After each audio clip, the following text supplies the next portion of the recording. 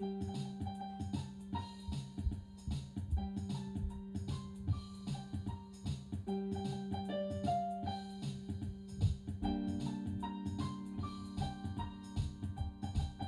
accountant, and I want to welcome you to today's Enlightenment series here on Facebook Live. Um, you may be watching this on YouTube. I want to welcome you also to the program. Thank you so much for joining me. Guys, if you have not already liked the page on Facebook or subscribed on YouTube, please like our page, subscribe so you can be notified when this programs and other programs and videos are being uploaded.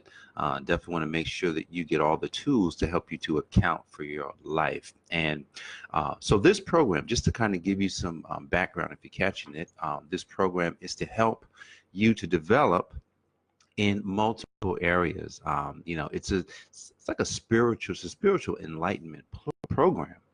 But these spiritual teachings can also be used to help you in business, can help you in all areas of your life. And so we like to start our day with a program like this. So thanks so much for joining me. All right. So today we are talking about, man, what do you know? What do you know? And I'm going to tell you, I opened up to Luke. I like to start off with one of these verses here. Luke chapter 4, verse 16. Luke chapter 4, verse 16. If you read from 16 all the way to 30, you'll get the whole passage of what I'm going to be discussing this morning. And so basically in this text, here's what's happening. Let me give you the backdrop. Before I kind of explain that to you, I'm going to ask a question. Have you ever shared some with somebody that was true, that when the person received it from you, could not believe you said it and could not even really believe if it was true because you said it? Like, you know what I'm saying? Like, you're saying something, maybe they know you from your past, because your past is a little sketchy, and then here you are coming with this great information, and they're looking at you like there's no way that this could be true, and you're telling me. Has it ever happened to you or somebody you know? So that is what I want you to be thinking about while I'm speaking about the story that I'm going to share with you. So the story is, it's right at the beginning of when Jesus was starting out. It's kind of like, if you start a business, right? You ever started a business, which most of you guys probably have, or started something new, and you showed up. You showed up to friends and family, and you shared it with them. And here's what happened. Jesus is in the synagogue. He's there. He say, "Hey, could you read the verses today?" Because they didn't have the Bible like we have it. They just had the writings of the old prophets. They were on scrolls. None of this had been formalized. And here it is, Jesus. We're talking about Luke chapter 4, verses 16 through 30. So Jesus is in the synagogue. They say, "Hey, can you read the scripture today?" And he said, "Sure." It was a scheduled reading. This reading was in Isaiah. And so on the scroll that day, now he didn't pick it, mind you, someone picked it for him.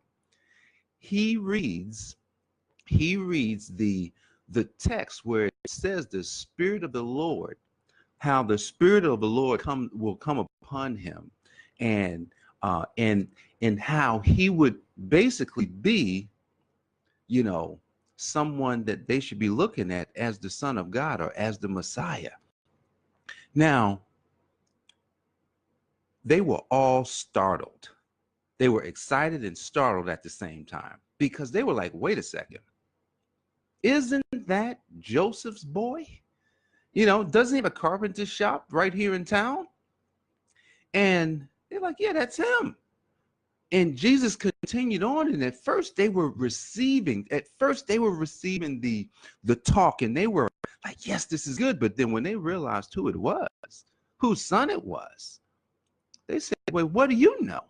How in the world are you going to come in here telling us all this stuff? We don't believe you. Like, they got indignant about it as well. See, the reason why I'm sharing this story with you is because, yeah, you might show up at home and you may be talking to your your mom and your dad, and you come home because because you've come into the light. Maybe you've been enlightened. Maybe you've been listening to my program, and then you come back and share something with someone, and they say, well, wait a second, how do you know that? How could that be true coming from you? And dude, I know where you was at last week. Or I know where you're from. I know your background. There's no way that that could be coming out of you. And I'm going to tell you, I'm sitting here reading this like they were ready to kill him then. Like he hadn't even started his mission yet. He was at the beginning, but where was he at? He was at home. He was kicking it with family and friends. And I've talked about family and friends before, but I never looked at this particular chapter. I never looked at how Luke broke it down on how the people of his own town rejected him. And he also said, he says, yeah, prophet is not welcome in his hometown, because that's where people, for some reason, can't believe that a person could change, can't believe that a person can grow into, an amazing type person, or a rich person, or a person that is very purpose oriented. No. But what do you know? What do you know is what all of these individuals would like to say. It's been about 5 years since I lost my brother, right? And look at that time period in my life. It's a pivotal time. It's very pivotal. Here's why it's pivotal. It's pivotal because I was going through a transformation at the time. And the transformation that I was going through, I think might have been one-sided. It may have been one-sided. I think the spiritual aspect of it was that what was revealed to me, which I didn't know at the time. It's kind of like when Jesus asked the disciples, who do you think I am, or who do you say I am? And they all responded in different ways. Oh, you may be the prophet, you might be Elijah. And then Peter says, oh, you're the Christ. And what Jesus said to him is profound. You didn't even know that. You don't really even understand that. And there's things that I've learned about life that I'm going to tell you, quite frankly, I really didn't understand. I really didn't understand how life could come from death. I didn't understand that.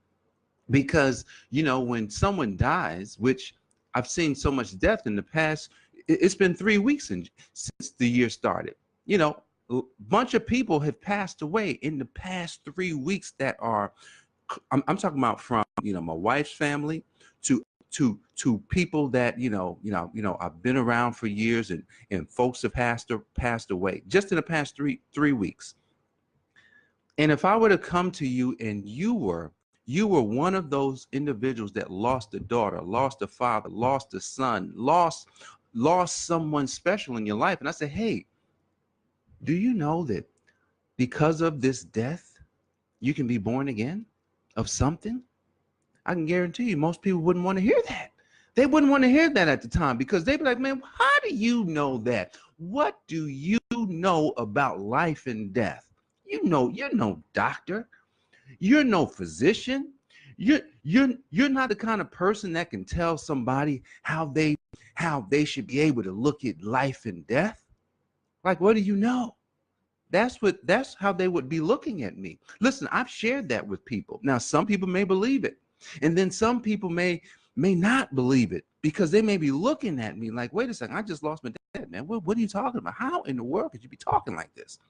I'm distraught. There's no hope for me. And because I went through that situation with my brother, and God revealed this to me, I'm talking about it's almost like, how in the world do you know this? There's no way. You're no prophet. You're not a person that has been blessed to live that life that would somewhat be kind of perfect, because if you look back at the prophets, you don't really hear much about Jeremiah being messed up. I mean, they had some interesting things, but you don't hear about Isaiah being messed up. You don't hear about some of those things. Now, you do hear some things about, say, a David, right? David was a man after God's own heart. Yes, he was. David was jacked up. I'm talking about had a man killed, you know, for his wife. God took another man's wife, had a man killed. So really at the end of the day, a lot of time what God does is he take these crazy circumstances in your life where you was jacked up and then turn them so that when people see you, they know you're messed up. But when they see that, man, there's some good coming out of that person. How in the world is that happening? It's kind of like, when God said, hey man, you know, the healthy accountant, like, what is that? Like, and if you're listening to this program and, maybe it's the first time, or maybe you're trying to figure out what is the healthy accountant? Like the healthy accountant would sound like, oh, it's taxes, accounting. Absolutely. Right. But really it's about, accounting for your life, spiritually, mentally, financially, relationships, your health. It's about accounting for your life, man. It's about, you taking a look at your life and then accounting for it. So that's what the healthy accountant is. Look, if if this is the first time hearing about it, you should probably book a call with me to find out how we can account for your life on a call. Because at the end of the day, we're all looking at our life every single day. We're waking up. We're saying, oh, well, I've got my business to run. Oh, I've got my job to go to. Oh, well, you know what? I've got all these things to go. But when one of these areas are not working properly, then usually that's going to affect another area. So what do I know about health? I'm not a physician, not at all. Just like Jesus was not a prophet. They did not believe in Luke chapter 4, 16 through 30, that he was anyone that should be talking about or acting as if the scripture was being fulfilled in him, because he was reading out Isaiah, and they were about to ask him to do a miracle, and Jesus sensed it, and that's when they got really upset. So just kind of think about things that you know. Think about how someone has rejected you because of what you know. I had an interesting conversation last night with a couple of kids. We were out. We had taken the kids to a place called Sky Zone. They jumped around for a few hours, couple of hours. We went to have pizza, and we're talking, and we start talking about the earth. And there's an interesting philosophy out there, that the earth is flat. And I said, yeah, man, I believe the earth is flat, And, one of the kids, his name's Corey. And Corey's just like, man, what are you talking about? There's no way. Like, there's no way the earth is flat. Well, we can see it from space. And, we can see this and we can see that. It's in the books. And I said, well, now here's the thing. I could be wrong. So it really doesn't matter to me. But here's the thing. When I told him, I said, I like to believe things that's opposite from everyone else, because I find that the more opposite you are to everyone else, the more right you might be. And so I said, look, just go searching for yourself. I said, there's a lot of evidence that could point back. Now, don't get me wrong. There is not a flat land. There's no flat land. Not at all. It's not flat, but I could be wrong. So it doesn't really matter.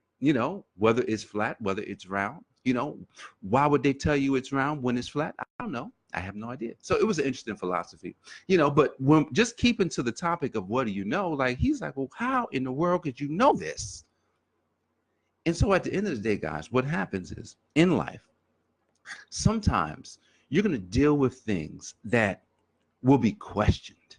You may have a remedy to help someone because you may be some sort of fitness expert, and then you come with a new remedy. Typically what happens in that realm is that people are going to reject the idea at first, because they're like, there's no way. We've been doing Weight Watchers all these years. We've been doing, P90X, and, we've been doing keto, and, we've been, using certain types of supplements, and no, all of that stuff, this stuff works, not that. There's no way that works. So usually what happens, guys, when you come with new ideas, especially, things that are true, you're going to be rejected. You may have, a new way. like myself, you may have a new way of talking about accounting, by using, oh, we're talking about spirituality, we're talking about finances, we're talking about relationships, we're talking about your health, how you should be in good health. They're like, well, that's not accounting. Like, what are you talking about? People may not accept that as something that should be coming from an accountant, or what an accountant might be. So what happens, guys, is that you're going to be rejected with something that you believe strong. I think that's the message I want to give you today. When you believe in something that's super strong, you're going to look crazy. You're going to look like an individual. You're going to look like a man or woman that almost has two heads. But here's what you have to do. Here's what I have to do. You got to take your belief and you got to get rock solid on that belief. Because when I look at this text, Isaiah chapter 4, 16 through 30, and Jesus, we know who he is because it's after the fact. But they didn't know. Imagine if you were there. Imagine if you were there and this new idea shows up. Would you have believed that was the Son of God whom was living among you all this time? I'm going to tell you, a lot of people would fail that one, man. Because of the fact, if you've been walking around believing everything that everyone else is doing the way that they've been doing it, then it's probable that many of us could have missed it.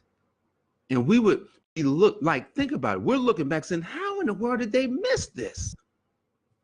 It's happening today. It's happening right now. People are missing the things that's sitting in front of them. People are missing that the truth that is in you could be the reason what's causing your demise. When I say the truth that's in you cause your demise, like everyone has or may have imposed limits. So you get to a point where you get to, if you don't believe all things are possible, then you'll stop. And then you'll be stagnated. And then one day a new idea will come, but that idea may be a little bit above your awareness. And you won't believe it because you'll be like, there's no way. There's no possible way because this is where your awareness is. So what do you know? I'm going to tell you, you got to get open. You got to say to yourself, okay, where am I at today? If I were to account for my life, and guys, if you like to understand this whole, healthy accounting thing, you should probably book a call with me. I'm starting something new this year. So book a call with me. Let's talk about where you are. But here's the thing. If you are now at a point where you're limiting your thinking of where you could go, then it's probable that you might be missing something in your life. It's probable, and you know what? Sometimes that's okay. But what's the sense of limiting your life if you could not limit your life? What would be the sense? And I'm gonna tell you, as I wrap this up today, it's interesting because I've been running for the past, 60 days, and I've only taken off 2 days in the past 60 days. Yesterday was one of them, and I needed a rest, like I really did. My legs were tired. I've been doing 1,000 push-ups. I had to take it. I dialed it back a little bit, but I didn't. Some of these things that I do today, I didn't know that I ever could do.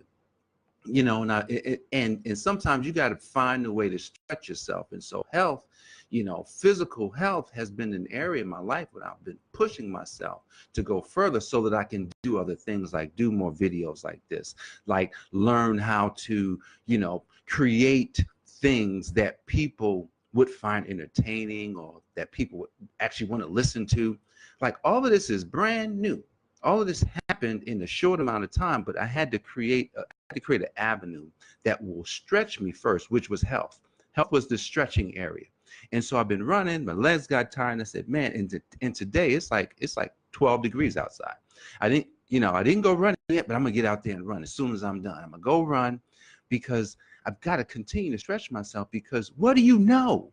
Look at the end of the day, if you want to be the type of person that believes so strongly about the things that you know, then you're going to have to stretch yourself and stretch yourself and stretch yourself to the point where all of a sudden you just look so much different to other people. Now you're going to get rejected. People may not like you. People may start talking about you, which at that point we know we're doing something that's amazing. When people start to reject, when people start to hate, they say the more haters you have, you know, the more impact you're making, which I haven't even gotten anywhere yet. I probably only had few haters in, you know, in my business, you know, over the past, you know, couple of years. So I've got a long way to go when it comes to it.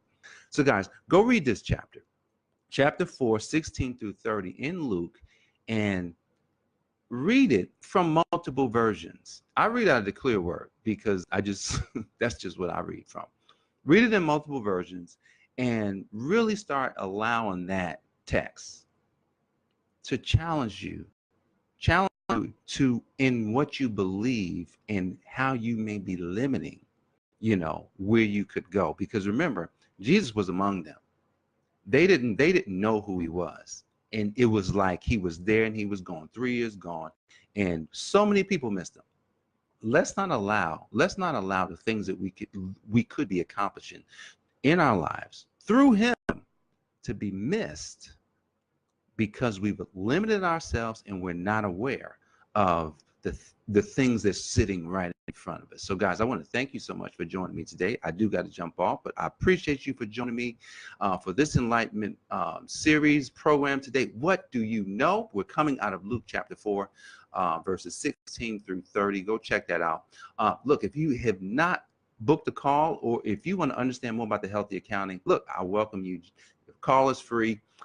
You know, you can shoot me a message here on Facebook. We can put something on the calendar, discuss where you are, discuss where you want to go, and see how, and then see if there's a bridge, you know, that we can design or build together so that you can do the things that you really want and allow the healthy accountant to work with you. So I appreciate you for joining me. I look forward to seeing you back here tomorrow. I'm usually here between 7 and 7:15. So I'm getting better. So hopefully one day I'm gonna be at 7 o'clock.